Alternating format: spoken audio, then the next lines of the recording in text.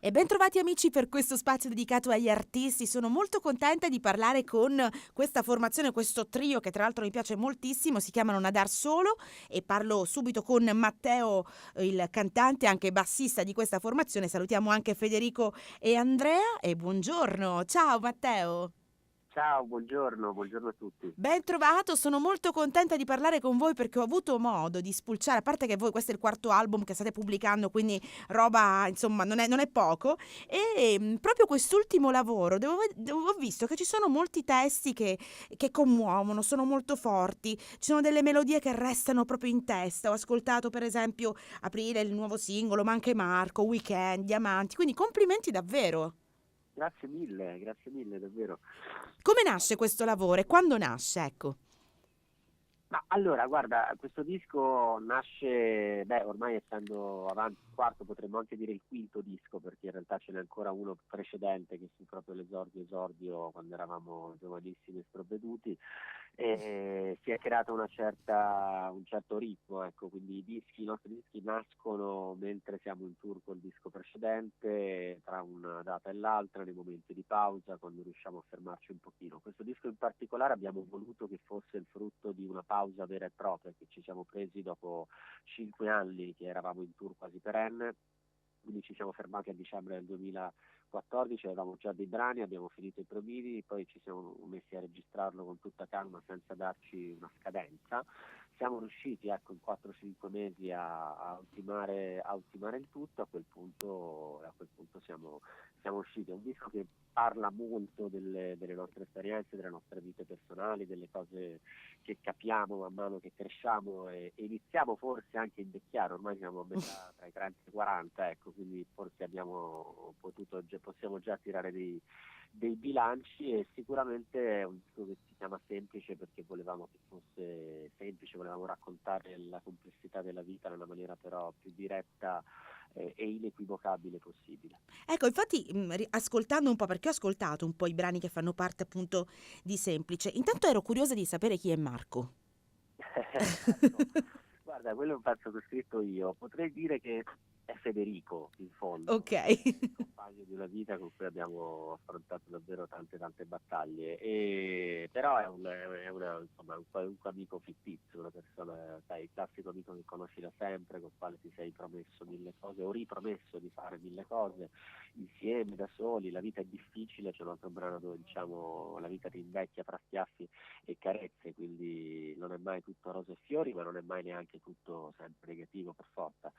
E si va avanti, diciamo che il periodo storico forse non è dei migliori, soprattutto per la nostra generazione, quindi Di Marco è una canzone che parla un po' pessimista ma anche ironica al tempo stesso. E nello stesso tempo devo dire che però raccontate in un altro brano che avete una valigia piena di sogni come in Diamanti, quindi comunque tutto sommato, anche se si è in un periodo un po' di negatività, i sogni non mancano. Certo, una valigia tuttavia sempre aperta, che non chiudi mai, quindi vuol dire che alla fine non parti mai veramente per raggiungere i sogni, perché se vuoi partire la valigia la devi fare, la devi chiudere e te la porti dietro. Quindi quella è una canzone, certo, che parla dei sogni. Quella in realtà parla proprio dei sogni in verità di vita più borghese, in realtà sono le aspirazioni a una vita tranquilla, a una vita normale che non si riesce mai a raggiungere per un motivo o per l'altro. Non c'è il lavoro, non ci sono i soldi, non c'è abbastanza forza di volontà, non ci sono abbastanza capacità. Parla un pochino delle promesse che ci facciamo, che spesso a volte facciamo ai nostri cari. Forse dei sogni che vorrebbero esserci ma che non partono, quindi mi stai dicendo Che non praticamente. partono mai, sì, sì, che non arrivano mai al dunque, che restano dei sogni. Senti, invece, per quanto riguarda la famiglia, ecco, voi girate molto, eccetera. C'è un altro brano, sempre all'interno di questo lavoro. Io ho ascoltato bene, attentamente, devo dire, mi è piaciuto molto. Per esempio, Weekend, leggo che comunque questo ragazzo parla con la madre, non preoccuparti perché faccio questo e quest'altro. Ecco, un pensiero proprio sulla famiglia all'interno di quest'album o cosa? Ma c'è anche quello, però è una famiglia particolare perché Esatto. Weekend si ispira adesso non ricordo esattamente i nomi, comunque ti ricordi quando ci fu l'attentato al Bataclan, ovviamente sì, Sì, certo. e pare insomma ci circolava notizia che uno degli attentatori avesse mandato prima di partire dal Belgio per andare a Parigi a compiere l'attentato un sms alla mamma avvertendo che andava a sciare con il fratello, insomma andava a Esatto. sciare per il weekend. Adesso non mi ricordo se fosse proprio quello dell'SMS oppure un altro che aveva detto così, ho mischiato forse le due cose. Comunque parla degli attentatori del Bataclan, è proprio la voce di uno degli attentatori del Bataclan, uno qualsiasi.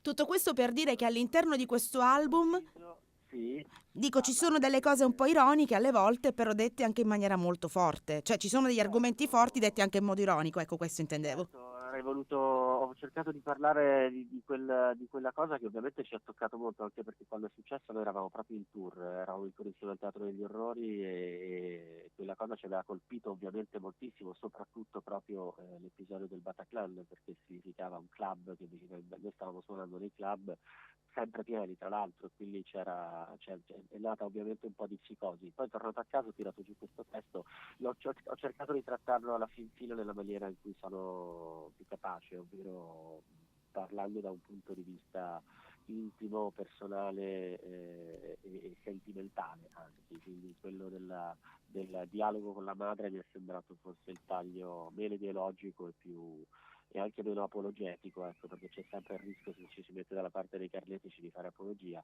per raccontare, in qualche modo fissare quell'evento. È sicuramente è arrivato in maniera molto, molto forte anche questo brano. Un'ultima domanda e poi ci lasciamo perché sicuramente i Nadar Solo staranno in giro, stanno facendo un sacco di cose. Ecco, se dovessimo chiudere questa valigia adesso, ritornando al tema della valigia, qual è il sogno dei Nadar Solo musicalmente parlando?